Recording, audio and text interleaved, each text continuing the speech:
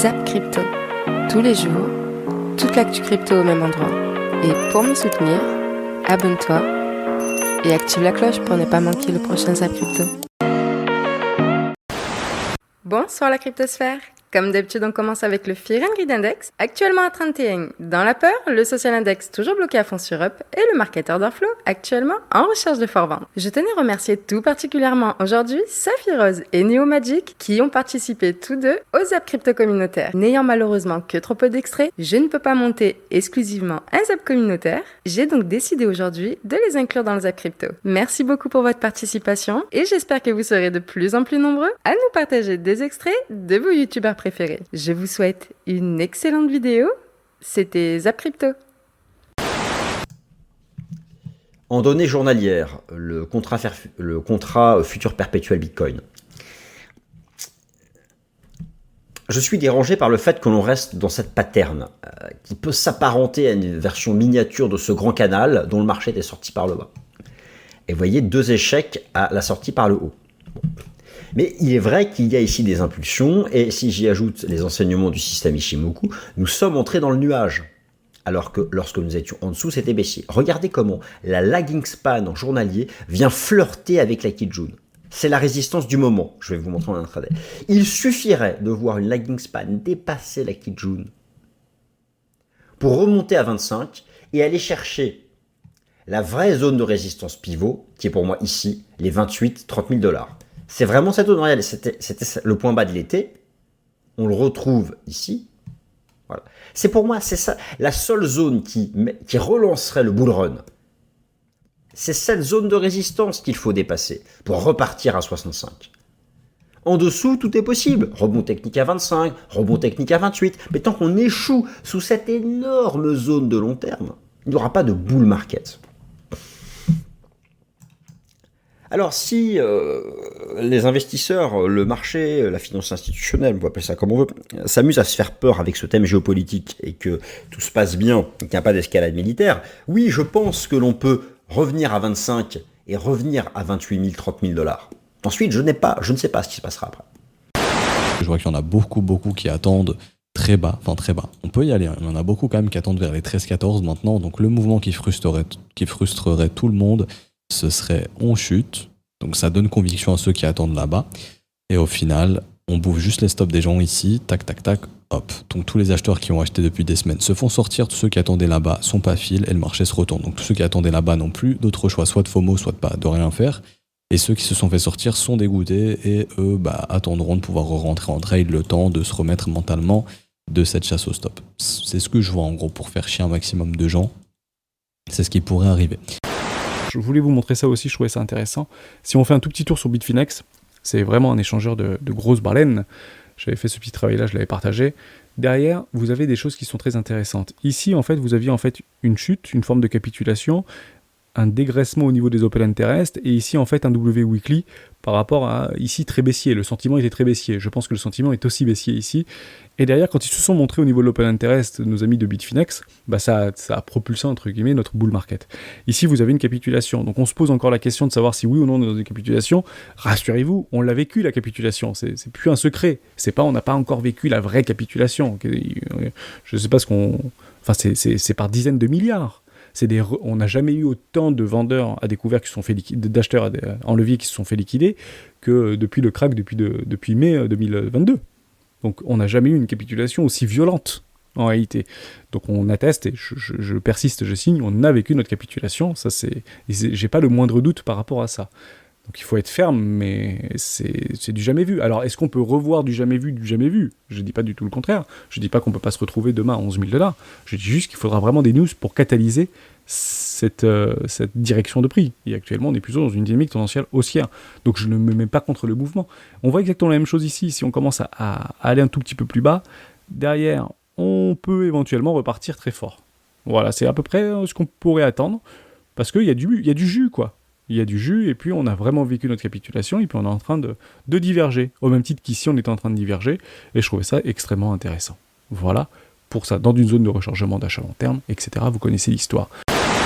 Au niveau des mineurs, donc les mineurs, on passe rapidement, le prix monte, ils sont contents. Pour l'instant, ils lâchent plus de Bitcoin. On sera peut-être sur une fin de capitulation des mineurs. Peut-être, on va surveiller cet indicateur. Ethereum flex Bitcoin in option market for the first time, ça signifie que dans l'option market, le marché option, le marché dérivé option, eh bien, il y a plus de volume actuellement sur le Ethereum que sur le Bitcoin. C'est la première fois que ça arrive. Regardez ce graphe historique. Le vert, c'est le Bitcoin, volume Bitcoin. Le noir, c'est le volume Ethereum. Et là, on a eu un flippening hier ou avant-hier. Bref, le noir a surpassé le bleu. C'est juste magnifique. Alors bien sûr, le market cap Ethereum est toujours inférieur à celui de Bitcoin. Mais voilà, des fois, le flippening, par exemple, ça fait déjà pas mal de temps qu'on parle de ça. Même le dernier bull run, on parlait du flippening Ethereum Bitcoin, ça n'est jamais arrivé. Et là, il y a des choses qui se préparent. Il y a le merge qui arrive, the merge. Alors oui, ça représente un risque parce qu'il y aura peut-être des failles qui n'ont pas été détectées encore aujourd'hui. Pour l'instant, en tout cas, ça se passe plutôt bien. En tout cas, côté marché option, puisque le Ethereum est en train de dépasser le Bitcoin au niveau du volume. C'est assez incroyable. Comme d'habitude, petit ETH BTC parce qu'il est extrêmement important ce graphique. Hop, donc je vais enlever ce moyen mobile.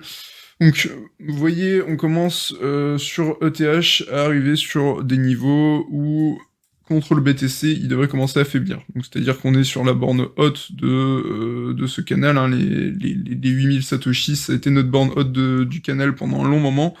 On n'a pas réussi à passer au-dessus, enfin on a réussi à brièvement passer au-dessus, mais ça a été très vite réintégré, on a très vite vu que le ratio perdait de la force, et on a réintégré assez rapidement derrière.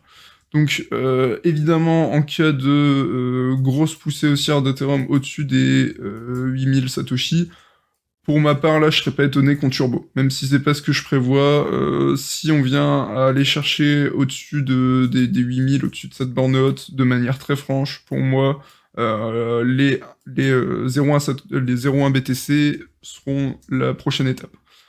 Seulement, j'ai vraiment du mal à y croire, donc dans un premier temps, parce qu'on est plus sur un marché qui va essayer de chercher la robustesse, donc c'est-à-dire la robustesse à l'échelle du marché de la crypto-monnaie, ça va être surtout le BTC, donc l'Ethereum n'est pas un choix débile, hein, qu'on soit clair. L'Ethereum reste un des actifs les plus solides, enfin le deuxième actif le plus solide à mon sens sur le marché des crypto-monnaies. Mais les intervenants, les institutionnels vont à mon sens plutôt chercher la robustesse du BTC que le côté très tech et innovation d'Ethereum. Parce que il y a aussi également la narrative The Merge, donc qui arrive. Comme on dit souvent, by the rumor, sell the news, le merge devrait arriver du coup en septembre, et à mon sens, je serais pas très chaud pour être acheteur sur le merge, donc même si il fonctionne très bien, etc. En septembre. By the rumor, sell the news, c'est en tout cas ma maigre expérience, mes 2 maigres années d'expérience m'ont appris.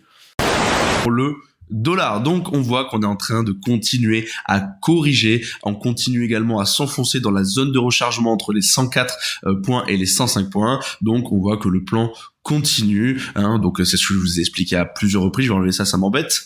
Donc ici, quand on vient casser les 0,382 de Fibonacci, normalement, on est censé retourner dans la zone de rechargement, en tout cas, parce que, déjà de 1, les datas nous poussent à y aller, parce que, comme on le dit souvent, c'est souvent aussi des prophéties auto-réalisatrices. On sait que beaucoup de traders regardent les Fibonacci, et c'est pour ça aussi qu'il y a eu pas mal de murs de vente, donc de murs d'achat qui se sont fait éclater, et c'est pour ça qu'on continue à s'enfoncer dans la RLZ. Donc le temps qu'on continue à descendre comme ceci, c'est bien pour les cryptos, c'est bien pour les marchés traditionnels. Voilà. Par contre, encore une fois, on est toujours dans notre grande tendance, donc faites attention à vous. Regardez, on est toujours dans notre tendance haussière. Donc là, normalement, ce qui est censé se passer, c'est un rebond ici pour repartir plus fort et casser les 109 voire les 110 points. Et là, par contre, ça sera un gros carnage sur les marchés. Donc faites attention à vous, comme je vous le dis à chaque fois. Alors que le Bitcoin flirte de nouveau avec les 24 000 $, la communauté crypto s'est permis un petit peu d'optimisme, et c'est pas le cas de tout le monde, et notamment du Fonds monétaire international, le FMI, qui lance un avertissement sur l'avenir des cours des crypto-monnaies. Cette perspective plutôt pessimiste a été énoncée par Tobias Adrian, responsable des marchés monétaires et des capitaux pour le FMI. Dans une interview donnée à nos confrères de Yahoo Finance, il explique, je cite, « Nous pourrions voir de nouvelles ventes, à la fois pour les crypto-actifs et pour le marché des actifs risqués, comme les actions. » Alors le FMI base cette analyse sur l'effondrement de l'écosystème Terra et de son stablecoin UST. Dans la foulée, vous le savez aussi bien que moi, de nombreux autres projets d'ampleur ont commencé à s'effondrer. Certaines plateformes de lending centralisées, et notamment Celsius dont on parlait tout à l'heure, se sont aussi effondrés. Et justement, Tobias Adrian explique que selon lui, eh bien, ça pourrait continuer. Il pourrait y avoir, je cite, de nouveaux échecs en ce qui concerne les coin offerings, en particulier chez les stablecoins algorithmiques qui ont été touchés le plus durement. D'autres pourraient s'effondrer. Et en effet, la période est actuellement relativement compliquée pour les stablecoins algorithmiques qu'il faut d'ailleurs, je précise, différencier de tout ce qui est stablecoin décentralisé qui fonctionne sur un système vraiment différent, notamment le stablecoin DAI de MakerDAO. Mais quant au stablecoin algorithmique, on pense évidemment à l'USDD de Tron qui n'a que récemment réussi à retrouver sa parité avec le dollar après plusieurs semaines, voire plusieurs mois aux alentours de 0,95 $. Et vous le savez aussi, les stablecoins sont actuellement dans le viseur des régulateurs. Et la conclusion sans surprise du FMI, c'est qu'il faut justement réguler ce fameux marché des crypto-monnaies, bien que l'institution explique que l'écosystème des crypto-monnaies est beaucoup trop vaste pour être régulé au cas par cas. Et il salue tout de même ces tentatives de régulation au niveau des points d'accès. Notamment réguler les crypto-monnaies en elles-mêmes va s'avérer difficile, mais réguler les points d'accès comme les plateformes d'échange, les fournisseurs de wallets, c'est quelque chose de très concret et de très faisable. Et en conclusion, le FMI souligne que pour le moment, le marché des crypto-monnaies reste suffisamment peu connecté avec celui de la finance traditionnelle pour qu'il y ait de réelles contagions. Toujours aux États-Unis, la croissance des prix des maisons subit sa plus forte baisse mensuelle depuis les années 70, avec une baisse de 2% de croissance des prix des maisons annuelles, correspondant avec la plus forte augmentation mensuelle des maisons mises en vente sur 12 mois. Pour comparer, juste avant le crash de 2008, la plus forte décélération mensuelle avait été de 1,19%. Et aujourd'hui, beaucoup d'experts alertent sur un crash imminent. Alors en Europe, faites vos jeux, rien ne va plus. Comme d'habitude, on a toujours ce conflit avec la Russie. Maintenant, la Russie vient de couper le gaz à la Lettonie, ce qui a fait augmenter hier le gaz de 6% de plus en Europe. Et pour ajouter de l'huile sur le feu, on a l'Australie qui est un très gros producteur de gaz liquéfié qui va devoir certainement arrêter certaines expéditions de son gaz afin d'éviter qu'une pénurie ne se développe chez elle.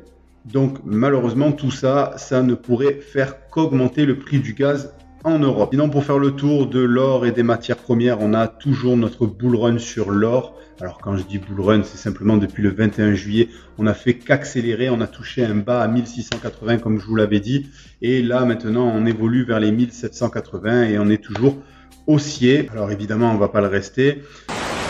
On assiste à un changement dans l'ordre économique mondial avec le fort développement des BRICS, qui représentent le Brésil, l'Inde, la Chine et l'Afrique du Sud, et qui disposent de plus de 80% des ressources stratégiques de la planète. Les USA, qui sont la première puissance mondiale, se font rattraper par la Chine, qui pourrait passer devant dans les années à venir. Il faut savoir que le PIB des USA est environ de 22 900 milliards de dollars et que la Chine compte 18 milliards de dollars de PIB. De plus, le yuan, qui est la devise de la Chine, devient de plus en plus puissant et de plus en plus une monnaie de réserve et de confiance qui pourrait prendre la place du dollar, mais qui reste encore de nos jours largement leader dans les échanges mondiaux. Sinon, on a donc Cardano qui repousse encore une fois la mise à jour Vasil, qui est une mise à jour importante, qui a pour objectif d'accélérer l'exécution des smart contracts. Vous savez, on est actuellement, si vous regardez la roadmap, on avait Gogan l'année dernière, donc avait été mise à jour pour l'utilisation des smart contracts sur Cardano. Il faut voir que Cardano, on a commencé en 2015, en même temps que les Ethers, qu'Ethereum, et on n'a toujours pas finalement d'effet de réseau. Voilà. La total value locked, qui est sur Cardano, est extrêmement faible. En fait, il y a quasiment rien actuellement construit sur Cardano, tout simplement parce que c'est extrêmement compliqué d'utiliser les smart contracts. Ils sont pas encore déployables au maximum de capacité, mais à terme, Cardano potentiellement, quand la technologie sera vraiment live, potentiellement va offrir une technologie extrêmement puissante avec un nombre de transactions par seconde et une finalité qui sont extrêmement importants. Et c'est l'objectif de Basho, justement, c'est la scalabilité, c'est-à-dire de faciliter, d'augmenter drastiquement le nombre de transactions par seconde. On a un tweet de Goku qui nous explique qu'on a une somme colossale de 80 millions 30 000 dollars donc en Bitcoin, ce qui doit représenter un truc comme 4 000, 3 500 Bitcoin environ, c'est énorme. Et en gros, ils ont transféré cette somme de 80 millions de dollars en Bitcoin pour seulement $4 de frais. C'est légendaire. Et du coup, en termes de pourcentage, ça représente 0,0005559% des frais de transaction de la somme en fait qui a été transférée. C'est complètement fou. Et si tu veux faire ça par exemple avec les banques traditionnelles, etc., 80 millions déplacés comme ça va coûter beaucoup plus cher, vraiment plusieurs centaines voire milliers d'euros. Et là, voilà, en un claquement de doigts, en quelques minutes, et avec $4 de frais, ils ont pu transférer cette transaction en Bitcoin. Donc c'est excellent. Et ça montre encore une fois la robustesse et surtout la puissance de la blockchain Bitcoin. Et encore, il faut se dire que Bitcoin, c'est pas le plus optimal pour faire ça. Et on a plein d'autres blockchains qui vont être bien plus optimales au niveau des frais de transaction et au niveau des sommes qu'on peut transférer par rapport à Bitcoin. Et en parlant d'adoption, on a le Honduras qui va accélérer le mouvement dans son pays. En effet, le pays d'Amérique centrale va créer en collaboration avec une association crypto locale et la plateforme CoinKX ce qu'ils appellent la Bitcoin Valley en référence à la Silicon Valley. Et ce projet a pour but de favoriser l'adoption du Bitcoin en permettant à une soixantaine de commerçants de la ville touristique de Santa Lucia d'accepter les paiements en Bitcoin. Et pour les accompagner, l'État va proposer une formation à ces commerçants pour qu'ils se familiarisent avec ce nouvel outil. À savoir que le Honduras n'est pas à ses débuts avec les cryptoactifs, car il y a quelques mois, ils avaient déjà fait de Bitcoin une monnaie légale dans une zone économique de l'île de Roatán, et ils ont également participé au sommet sur l'inclusion financière qui avait été organisé au Salvador en mai dernier. On va parler de Tether qui a récemment fait une sortie sur son blog. Pour résumer, Tether a qualifié les hedge funds qui attaquent le USDT et short celui-ci de façon massive pour essayer de le dépeg et avoir un scénario de Lunabis et se faire énormément d'argent, de personnes qui n'y connaissent rien à l'écosystème crypto-monnaie. On le voit ici, quote, le simple fait que les hedge funds voient la chute du Terra Luna comme une thèse constructive pour pouvoir short de l'USDT montre à quel point ils n'ont aucune connaissance de ce qui se passe sur le marché des crypto-monnaies en se basant sur les mécanismes de la finance traditionnelle. Et ce qui m'a fait peur, moi, c'est cette phrase ici qui a été mise dans une seconde quote. Ils disent qu'ils sont en train de short et faire ces attaques massives parce que c'est supporté par une fausse croyance qu'ils n'ont absolument pas les réserves nécessaires pour pouvoir back ce stablecoin. Ils appellent ça des théories du complot. Alors c'est très bien que l'USDT essaie de se défendre et dire oui, non, attendez, arrêtez les théories du complot, nous avons absolument les reins solides et les réserves nécessaires pour pouvoir back ce stablecoin, mais depuis le début nous n'avons aucun détail de ces réserves. Nous savons apparemment qu'à peu près 85% des réserves de Tether pour pouvoir back le stablecoin sont compris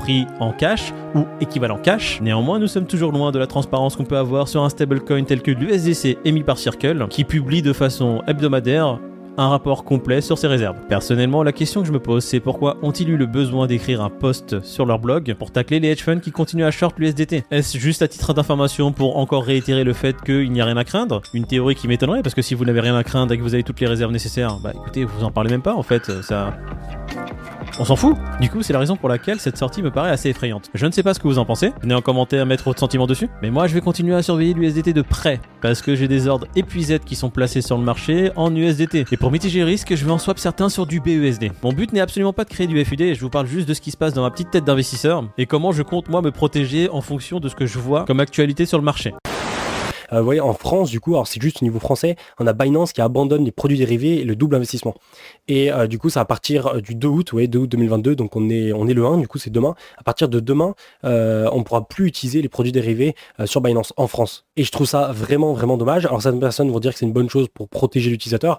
Moi, je trouve ça dommage, parce que comme j'expliquais, je suis beaucoup plus dans une perspective d'avoir beaucoup plus de liberté et moins de sécurité. Je préfère quand on a, plus de liberté, c'est-à-dire qu'on peut faire beaucoup plus de choses, faire tout ce qu'on veut, toucher à tout, tous les leviers, tous les futurs, toutes les fonctionnalités possibles et imaginables.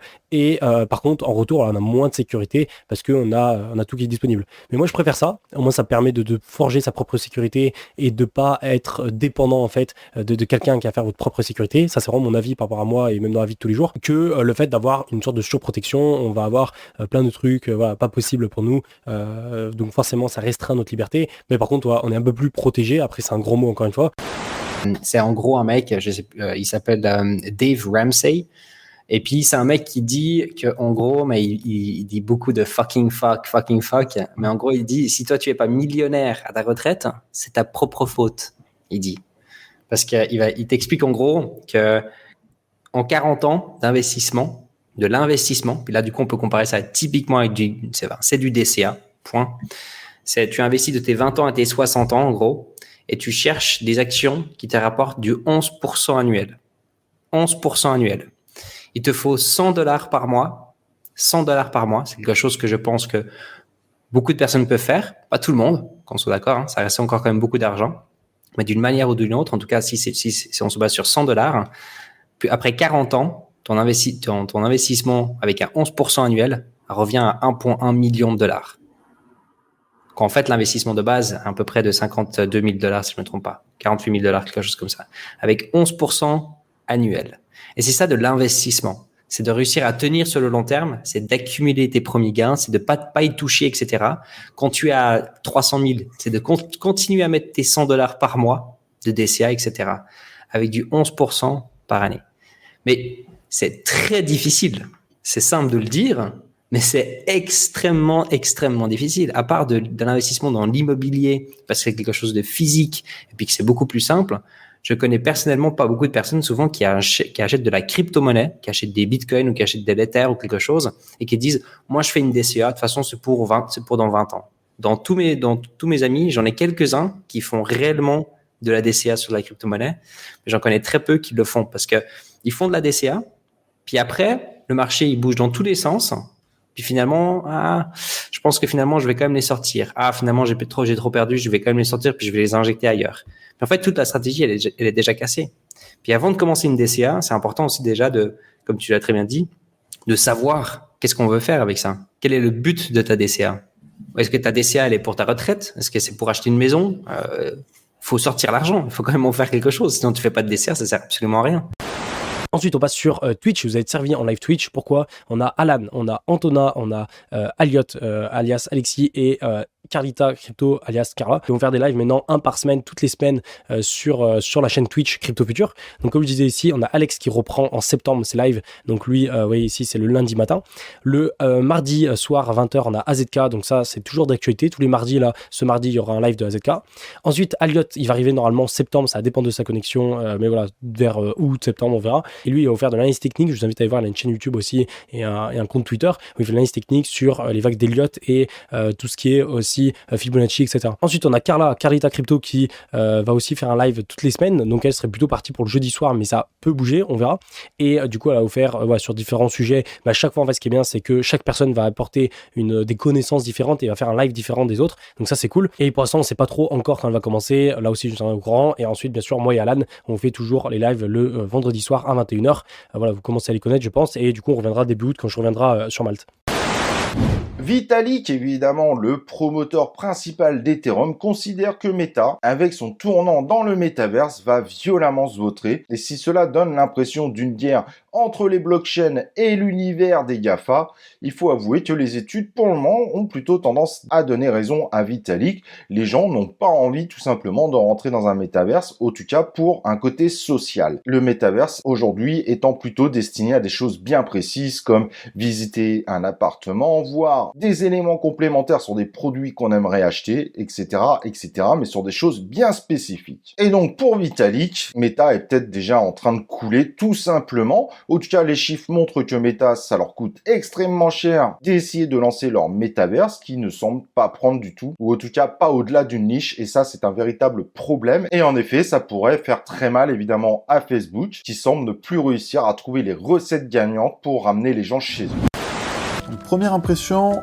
les contrôles sont hyper réactifs, c'est très fluide et sans latence. L'aspect visuel des effets est hyper joli et les décors sont assez minimalistes, un peu cartoonesques. Personnellement, je suis plutôt emballé par l'aspect graphique du jeu. Comme vous avez pu voir en vainquant des ennemis, notre personnage gagne de l'XP qui est représenté par la barre de progression en violet tout en bas de l'écran. Une fois celle-ci remplie, le héros monte de niveau et on imagine que ses stats vont augmenter, comme dans la majorité des RPG. Le temps d'un café, on parle de NFT. NFT, Non-Fungible Token. Alors, j'ai rencontré quelqu'un qui ne savait pas ce que c'était que le BTC. Mais en revanche, NFT, il connaissait. Incroyable. Là, je suis resté un peu sur le cul, je me suis dit, c'est quand même assez étonnant. En revanche, la définition après que les gens en font, etc., c'est un peu compliqué. On a quand même un peu l'impression que le NFT aujourd'hui, c'est de l'or. Bon, pourquoi pas? pourquoi pas, mais il faut quand même faire un petit peu attention, mes amis. C'est de ça qu'on va parler, et je suis un défenseur du NFT, mes amis. Je suis vraiment un défenseur du NFT, j'adore ça, j'adore cette technique, j'adore les NFT, tout simplement. Voilà, c'est pas plus malin ni plus bête que ça. Allez, on avance, et on connaît tous ces têtes-là, on a tous vu ça, ces petites têtes-là. Les CryptoPunks, il y en a pas mal, il y en a 10 000, ça fait pas mal d'argent. On a aussi Beeple qui a fait pas mal d'argent aussi, tout le monde se connaît, je pense Beeple aussi. Enfin, si on ne connaît pas, en tout cas, je pense que on vient dans les NFT justement après avoir entendu plus ou moins parler justement de tout ça. Beeple, c'était cet artiste-là que moi je connaissais déjà avant son NFT, celui-ci, mais bon, je suis dans l'art depuis toujours, donc c'est un petit peu normal. Maintenant, celui qui ne fréquentait pas ça ne connaissait pas, mais les 69 millions, croyez-moi que d'un seul coup, ça nous donne la connaissance sur beaucoup de choses. Et il a permis l'ouverture un petit peu de justement tous ces produits du non-fungible token. On débute les actualités du lundi avec le joaillier Tiffany & Co qui lance un projet en relation avec les NFT. En effet, la société basée aux USA, qui a été créée en 1837, va proposer aux détenteurs de CryptoPunk d'acheter un pendentif personnalisé composé d'un support en or 18 carats et des pierres précieuses qui représenteront le NFT de l'acheteur. Et la particularité est que l'entreprise va limiter la vente à 250 pendentifs et chacun de ces bijoux viendra avec un NFT supplémentaire qui permettra d'authentifier le pendentif. À savoir que la vente sera limitée à 3 pendentifs par personne et commencera le 5 août avec une livraison pour 2023. Et pour ce qui est du prix, c'est pas monsieur tout le monde qui pourra s'offrir ce bijou, car il faudra débourser l'équivalent de 30 ETH pour avoir cette version physique de son CryptoPunk. Bref, malgré la baisse d'intérêt du grand public pour les NFT, on voit que les sociétés continuent de s'intéresser à ce secteur. Alors, ce zap t'a plu ? Dis-moi en commentaire quelle est l'actu qui t'a le plus intéressé. Et si tu as manqué les actus d'hier, retrouve juste ici le Zap Crypto de la veille.